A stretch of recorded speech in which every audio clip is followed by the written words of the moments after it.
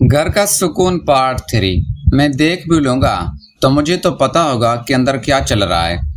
پھر میری امی شرمانے لگی اور کہنے لگی اچھا جاؤ کچھ اچھا سا لے کے آؤ۔ میں نے کہا امی آپ مجھے بتائیں کہ میں کیا لے کے آؤں۔ میری امی کہنے لگی گوشت لاؤ، مٹھائی بھی لانا اور پھر کچھ پھل وغیرہ بھی لانا۔ جب سے ہم کراچی آئے تھے آج پہلی دفعہ میری امی گھر میں اتنا اچھا بنا رہے تھے، اور اس کی وجہ تھا وہ انکل۔ میری امی کے چہرے کے تاثرات بتا رہے تھے کہ وہ آج بہت خوش ہے۔ وہ اس دن کا انتظار کافی سالوں سے کر رہی تھی، لیکن میں اب دل میں تھوڑا پریشان بھی تھا کہ میں کیا کروں، کیونکہ اگر میں نے میری امی کی سیٹنگ اس سے کروا دی تو پھر میرا تو کام مشکل ہے۔ پھر میں باہر آیا، امی کے بتائی ہوئی تمام چیزیں خریدی۔ تب تک رات کے 8 بھی بج چکے تھے۔ پھر میرے موبائل پہ فون آیا تھا، اسی انکل کا تھا۔ وہ مجھے کہنے لگا کہ میں تمہاری ابو کی دکان پہ پہنچ گیا ہوں۔ میں نے اس سے کہا کہ ہاں میں بس 5 منٹ میں پہنچ رہا ہوں۔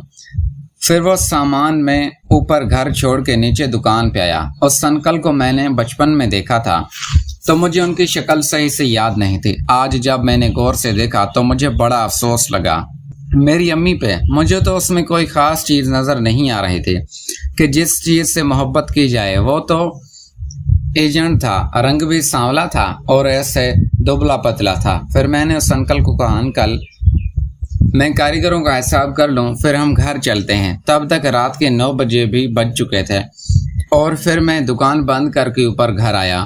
میری امی نے انکل کو دیکھا تو اس کی آنکھوں میں چمک اتر آئی اور اس نے اس سے گلے لگا لیا۔ ان کو یہ بھی ہوش نہیں رہا کہ ساتھ میں بھی کھڑا ہوں۔ وہ 5 منٹ تک اسی حالت میں رہی۔ وہ بہت ایموشنل ہو رہی تھی۔ مجھے ایسا لگ رہا تھا جیسے کسی پیاسے کو پورا سمندر مل گیا ہو۔ خیر پھر ہم بیٹھے تو انکل مجھ سے پوچھنے لگا کہ کیا نام ہے تمہارا۔ میں نے اپنا نام بتایا۔ پھر وہ کہنے لگا تم تو بہت چھوٹے تھے جب میں نے آخری دفعہ دیکھا تھا، تم تو اب بہت بڑے ہو گئے ہو۔ میری امی کہنے لگی ہاں اتنے سال بھی تو ہو گئے ہیں نا۔ پھر میری امی اس انکل کو کہنے لگی کہ میں نے تو تمہیں ہر دن اور رات یاد کیا ہے، کاش کہ میری شادی تمہارے ساتھ ہو جاتی۔ لیکن میں یہ دیکھ رہا تھا کہ وہ انکل کھل کے باتیں نہیں کر رہا تھا، وہ شرما رہا تھا۔ مجھ سے میری طرف دیکھتا اور پھر امی کو بس سے سر ہلا کر جواب دے دیتا۔ میری امی اس سے اپنے پرانے قصے چھیڑ کے بیٹھی ہوئی تھی، اور پھر رات کے 11 بجے تک وہ باتیں کرتے رہے۔ پھر میری امی نے کھانا لگایا اور اس سے کہا کہ میں نے اپنے ہاتھوں سے تمہارے لیے بنایا ہے، تمہیں پسند تھا نا میرے ہاتھ کا یخنی پلاؤ۔ میں تو بڑا حیران ہو رہا تھا، میری امی نے آج تک اتنی محبت مجھ سے بھی نہیں کی تھی۔ شاید اس چیز میں طلب ہی ایسی ہوتی ہے۔ اس بندے نے میری امی کو پورا مطمئن کیا ہوا تھا، اور پھر اسی رات کے 12 بجے تو میری امی نے چائے بنائی، ہمیں چائے پلائی اور مجھے کہا کہ جاؤ اب تم جا کے کچن میں سو جاؤ۔ اب وہ انکل کبھی میری امی کو دیکھتا اور کبھی مجھے۔ وہ پریشان تھا کہ میری امی میرے سامنے اتنا کمفرٹیبل کیسے ہے، تو مجھے تھوڑا عجیب لگا۔ پھر میں اس انکل سے مخاطب ہوا، میں نے کہا پریشان نہ ہو، میری امی نے مجھے اپنی خواہش بتائی تھی تو میں ان کا بیٹا ہوں، اسی لیے صرف ان کی خواہش پوری کر رہا ہوں۔ خیر میں باہر کچن میں آیا، ایک چادر بچھا کے تکیہ لگا کے سو گیا۔ نیند تو مجھے کہاں آنی تھی، اب کچن میں لائٹ بھی چل رہی تھی۔ اگر میں اٹھ کے ان کو دیکھتا تو ان کو پتہ چل جانا تھا، کیونکہ پورے کچن میں روشنی تھی۔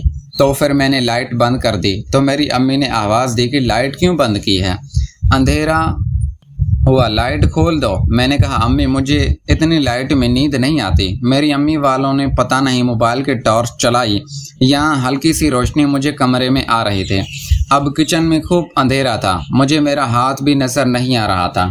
اور پھر تھوڑی دیر بعد میری امی آئی، کمرے کا دروازہ بند کر کے چلی گئی۔ میں تو یہ سوچ کے بیٹھا تھا کہ جب یہ میچ کھیلیں گے تو میں ان دونوں کو دیکھوں گا، لیکن یہ کیا؟ پھر میں نے دروازہ چیک کیا تو اس کو کنڈی نہیں لگی ہوئی تھی، بس ایسے ہی پھیر کے کھڑا ہوا تھا۔ پھر میں نے آہستہ سے دروازہ کھولا اور تھوڑا سا اندر جھانکا، دیکھا تو وہ میچ کھیلنے کی تیاری کر رہے تھے۔ آج پہلی دفعہ اپنی امی کو ایسی حالت میں دیکھ رہا تھا، اور پھر جو میں نے دیکھا میں وہ یہاں آپ کو بتا نہیں سکتا۔ بس یوں سمجھ لو کہ جیسا فلموں میں ہوتا ہے ویسا ہی سین چل رہا تھا، اور ان کی آواز پورے کمرے میں گونج رہی تھی۔ ان کو یہ بھی ہوش نہیں رہا تھا کہ کچن میں سو رہا ہوں۔ وہ میری طرف سے مطمئن تھے، شاید اسی لیے، اور یہ سلسلہ رات کو 3 دفعہ کیا انہوں نے، اور پھر وہ فجر تک جاگتے رہے۔ میں ان کو دیکھ دیکھ کے تھک چکا تھا۔ اب مجھے شدید نیند آ رہی تھی تو میں جا کے سو گیا۔ میری آنکھ کھلی تو صبح 10 بج رہے تھے۔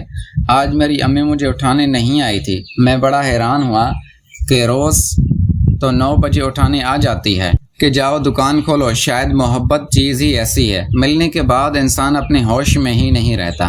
اور میری امی کو اتنے سالوں بعد مل رہی تھی۔ پھر میں نے کمرے کا دروازہ بجایا تو میری امی باہر آئی۔ ان کا حلیہ بکھرا ہوا تھا اور چہرے سے صاف پتہ چل رہا تھا کہ میری امی تھکی ہوئی ہے، وہ پوری رات محنت کرتی رہی ہے۔ پھر میں نے کہا امی میں دکان پہ جا رہا ہوں، دکان کھول کے آتا ہوں، تب تک آپ لوگ بھی تیار ہو جائیں اور ناشتہ بنا دینا، میں پھر 1 گھنٹے میں واپس آتا ہوں۔ میں نے ہاتھ منہ دھویا اور بس ایسے ہی دکان پہ آ گیا۔ دکان پہ آیا تو 2 کاریگر باہر کھڑے ہوئے تھے۔ وہ کہہ رہے تھے کہ ہم کب سے آپ کا انتظار کر رہے ہیں، دروازہ بھی بجایا آپ کا لیکن کسی نے دروازہ نہیں کھولا۔ پھر میں نے ان سے معذرت کی تو پھر ان میں سے ایک کہنے لگا میں تو آپ کے ابو کو فون کرنے والا تھا۔ میں تو پھر ڈر ہی گیا۔ میں نے کہا اگر یہ ابو کو فون کر کے بتا دیتا کہ رات کو انکل بھی ہمارے گھر آیا ہوا تھا تو ابو کو پتہ چل جانا تھا۔